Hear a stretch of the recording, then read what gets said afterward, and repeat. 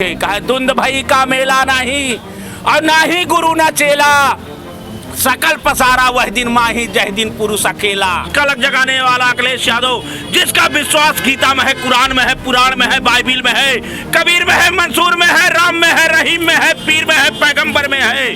दुनिया के सभी संतों ने कहा है, सभी धर्म गुरुओं ने कहा कि सबसे बड़ा धर्म है तो इंसानियत का है। इंसानियत समाजवाद से आता है, इसलिए अखिलेश यादव समाजवाद लेके चल रहे हैं। स्मार्टफोन बांट रहे हैं बच्चों को स्मार्ट बनाने। उन्होंने लैपटॉप बोला था बांटने के लिए, लैपटॉप देते देते अब स्मार्टफोन पे आ गए हैं। कुछ देर बाद वो आ जाएंगे ट्रांजिस्टर पर और उन पे और मोदी जी आएंगे, मन की बात कहेंगे और मन की बात कहकर फिर दिल्ली वापस चले जाएंगे। कोरोना आ जाता है, उसकी तैयारी है कि नहीं है? उसकी तैयारी तो कहते रहे, पिछली बार अपने आंखों के हाल में जनता को देखें कैसे मरी है, लेकिन कोई तैयारी नहीं है। कोई तैयारी कहीं कोई हॉस्पिटल बना है जो पुराने हॉस्पिटल में उनमें वेंटिलेटर की व्यवस्था की गई, न बेडों की व्यवस्था की गई। सर्वे कर रहे हैं अभी आपके जो है कि ये जो है आपके एमएल में जो वगैरह है 40 वेंटिलेटर हैं बस आज के डेट में। अध्यक्ष जी तक इनका अभियान था लैपटॉप बांटने का। क्यों? कि गरीब का लड़का लैपटॉप पाएगा तो शिक्षित होगा। क्योंकि आज ये मोबाइल लैपटॉप में दुनिया बसना चाहता हूँ कि इंसानियत के धर्म को चलो, लोकतंत्र बाबा भीमराव अंबेडकर के संविधान को बचा लो, लोकतंत्र को बचा लो। जहाँ सत्य बोलना दुर्लभ हो गया है, झूठ का वाद हो गया है, केवल मार्केटिंग हो रही है, गरीबों को छला जा रहा है। ये गरीबों को गुलाम बनाने की नीति भारतीय जनता पार्टी लेके आई है। इसलिए इससे मुक्ति के लिए कोरोना काल को अगर देख लो, कोई अगर ना समझे, क्योंकि स्मशान घाट पे जाते हैं तो लोग कहते हैं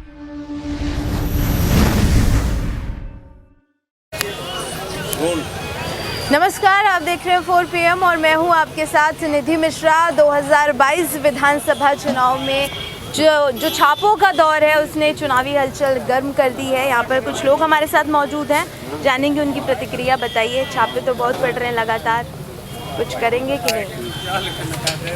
ये छापे डराने के लिए पड़ रहे हैं, एक के बाद एक ये छापे पड़ते गए और निरंतर ये छापा पड़ा। पहले जनमानस पे छापा पड़ा, राम नाम को लेके, मंदिर के नाम पे लेकर।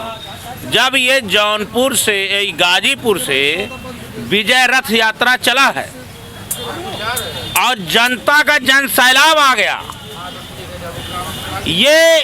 यह वह दृश्य आ गया जो दृश्य आया था भारत के आज़ादी में महात्मा गांधी के आंदोलन से। वह आंदोलन माननीय अखिलेश यादव जब विजय रथ पे रहे, 1 बजे से चले और 4:30 बज गया लखनऊ में आते समय। उसी समय दूसरे दिन काला कानून वापिस हो गया।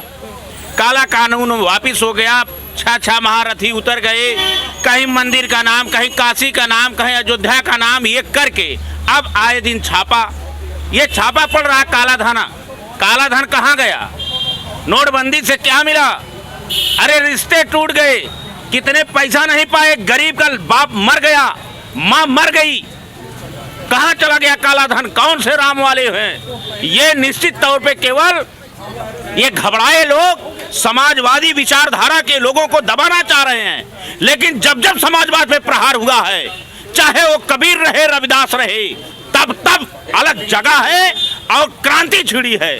और निश्चित तौर से उत्तर प्रदेश में क्रांति आ गई है, और छापा ये मार रहे हैं, घबराहट इनका है। इससे ये सिद्ध होता है। ABCD पढ़ा रहे हैं, गृह मंत्री ABCD पढ़ा रहा है, उसका फार्मूला बना रहा है। अरे देश इससे नहीं चलेगा। गरीबों को रोटी चाहिए, कपड़ा चाहिए, मकान चाहिए, बेरोजगारों को रोजगार चाहिए, किसानों को उसका मूल्य चाहिए। आज जब से 300 यूनिट बिजली फ्री करने की बात आई है, किसान, नौजवान, गरीब, बेरोजगार, ग्रामीण अंचल में जो जीने वाला व्यक्ति है खुशहाली में जी रहा है। नहीं तो उसके ऊपर बिजली बिल के नाम पर इनके दम हो तो महंगाई के नाम पे आए, बेरोजगारी के बाद आए। कोरोना काल में ऑक्सीजन नहीं दे पाई ये सरकार, पैरासीटामॉल नहीं दे पाई, गरीबों को लकड़ी उपलब्ध नहीं करवा पाई। गंगा में मानव का शव फेंका गया, सड़ गया। गंगा गाय रोड पे चढ़ के साढ़ छुट्टे तड़प खाने बिना मर रही है। ब्राह्मणों का उत्पीड़न हो गया, गरीबों का उत्पीड़न हो गया। इसलिए सरकार ये ध्यान भटकाने के लिए सबका मुद्दा फेल करने के लिए घबराहट का यह संकेत है। क्यों? घमंड तो सबका टूट गया, रावण का भी टूट गया था, रूप तो धारण किया था साधु का और सीता का हरण किया। तो इकलक पूत सबा लखनाती ता रावण घर दिया ना बाती, इनके भी दिया बाती दोनों करने वाले नहीं हैं, माननीय बाबा जी से लेके केंद्र तक। रावण का जिक्र किया आपने अभी, किससे तुलना कर रहे हैं रावण की? तुलना देखिए, देश में रावण किससे तुलना कर रहे हैं, किसकी कर रहे हैं? देखिए तुलना आप किसकी कर रहे हैं? छापा कौन मार रहा है? सरकार। राम नाम पे कौन ठग रहा है? सरकार। ये संविधान, ये देश संविधान से चलेगा कि राम के मंदिर से चलेगा? मंदिर के आस्था वाले हम हैं, समाजवादी विचारधारा के अखिलेश यादव भी हैं, विंध्यवासिनी के मंदिर में जाते हैं, मथुरा में जाते हैं, काशी में जाते हैं, परशुराम का मंदिर, परशुराम पे जाते हैं, राम पे जाते हैं, राम नाम भजते हैं, नवरात्र रहते हैं, गाय की पूजा करते हैं, गंगा का आदर करते हैं, लेकिन उसके ऊपर वोट नहीं मांगते। कुछ रह गया हो तो बताइए। आएंगे गजब के नतीजे, अखबार देख लेना और 2022 में साइकिल की रफ्तार देख लेना।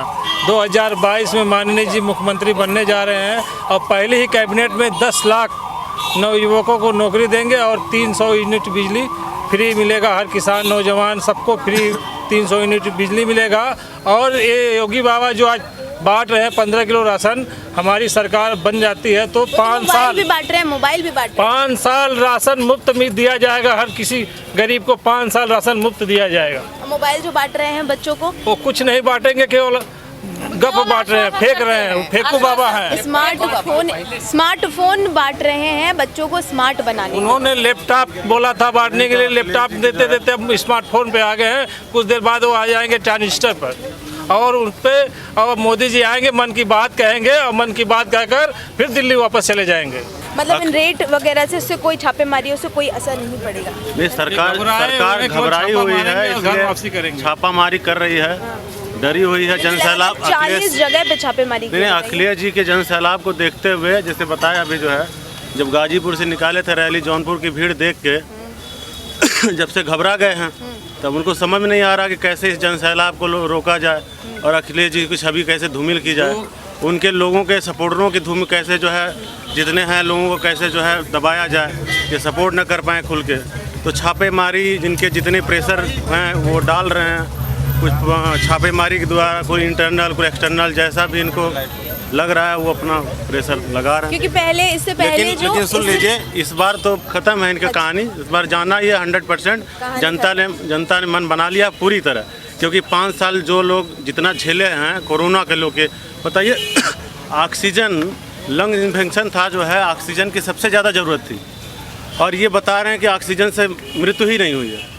जनता जान रही है कि कितनी कम ऑक्सीजन की वजह से रोज सड़कों पे लोग जो है तड़प के मर गए। सवाल सुन लीजिए, कहाँ, क्या नाम है आपको बताइए? विनय यादव।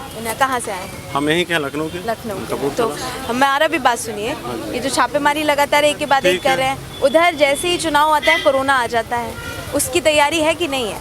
उसकी तैयारी तो कहते रहे, पिछली बार अपने आंखों के हाल में जनता को देखें कैसे मरी है, लेकिन कोई तैयारी नहीं है। कोई तैयारी, कहीं कोई हॉस्पिटल बना है जो पुराने हॉस्पिटल में उनमें वेंटिलेटर की व्यवस्था की गई, न बेडों की व्यवस्था की गई। सर्वे कर रहे हैं अभी आपके जो है कि ये जो है आपके ML में जो वगैरह है 40 वेंटिलेटर हैं बस आज के डेट में। हाँ बताइए, 40 बेड के तो उस एरिया के लोग ही नहीं जो है, अगर कोरोना फिर से अटैक करता है उस एरिया के लोगों को संभाल नहीं पाएगा। ये हमारे ये कैपिटल है। आप लखनऊ सोचिए, आप कैपिटल में बैठे हुए हैं, यहाँ के हॉस्पिटलों का ये हाल है तो और डिस्ट्रिक्ट हेडक्वार्टर का क्या होगा? कुछ कह रहे थे आप? कहना देखिए, मैं आपके माध्यम से संदेश देना चाहता हूँ और सच्चाई ये है, मुझे विश्वास है आप चौथे स्तंभ हैं और सत्य की आवाज़ है।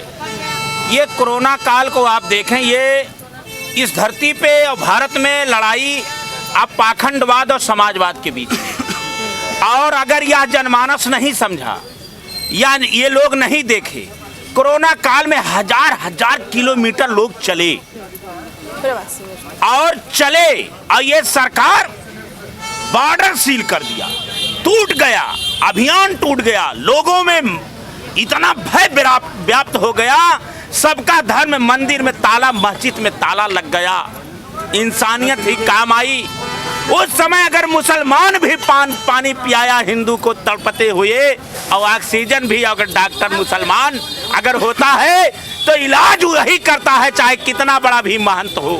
इस देश में, इस देश के सभी नागरिकों से मेरा निवेदन है कि तीसरी लहर है, ये भारतीय जनता पार्टी की डबल इंजन की सरकार, कोरोना की क्या व्यवस्था है। अरे ग्रामीण अंचल में देख लो, ये राशन से काम नहीं चलेगा, उसके लड़कों की शिक्षा को बर्बाद कर दिया गया। इतना महंगी शिक्षा हो गई है कि गरीब का लड़का शिक्षा नहीं दे पाएगा। 2022 में अगर समाजवादी पार्टी आती है, शिक्षा को लेकर क्या कुछ आगे की योजना? शिक्षा के लेकर के हमारे माननीय नेताजी से लेकर माननीय राष्ट्रीय अध्यक्ष जी तक इनका अभियान था लैपटॉप बांटने का। क्यों? कि गरीब का लड़का लैपटॉप पाएगा तो शिक्षित होगा, क्योंकि आज ये मोबाइल लैपटॉप में दुनिया बसती है। इसलिए राष्ट्रीय अध्यक्ष अखिलेश यादव का कोई जोड़ नहीं है। राष्ट्रीय अध्यक्ष जी के नाले से खींचे हुए खाका से ये भारतीय जनता पार्टी उसी को लेकर के चल रही है, पूरा कर नहीं पा रही, फीता पे फीता काट रही है, झूठ पे झूठ बोल रही है। मैं आपके माध्यम से कहना चाहता हूं, अरे झूठ किसके लिए बोल रहे हो? एक दिन चले जाओगे। देश को बचा लो, ये प्रदेश के बचा लो, गरीबों को शिक्षा दे दो। इसलिए ये कहना चाहता हूं, कोरोना काल याद रखना। अगर कोरोना काल याद रखना समाजवाद के साथ नहीं जाओगे तो न यहाँ जगह मिलेगी और न वहाँ जगह मिलेगी। तो देखा आपने किस तरह से यहाँ के कार्यकर्ताओं में जो सोच है छापेमारी को लेकर और मंदिर मस्जिद को लेकर, जातिवाद को लेकर, उन्होंने ये बात साफ कर दी है कि किस तरह का 2022 में चुनाव होगा और आने वाले समय में समाजवादी पार्टी किस तरह का प्रदर्शन करेगी। लेकिन ये सब कुछ कैसे होगा, कब होगा, ये सब आप देखेंगे सिर्फ 4 PM।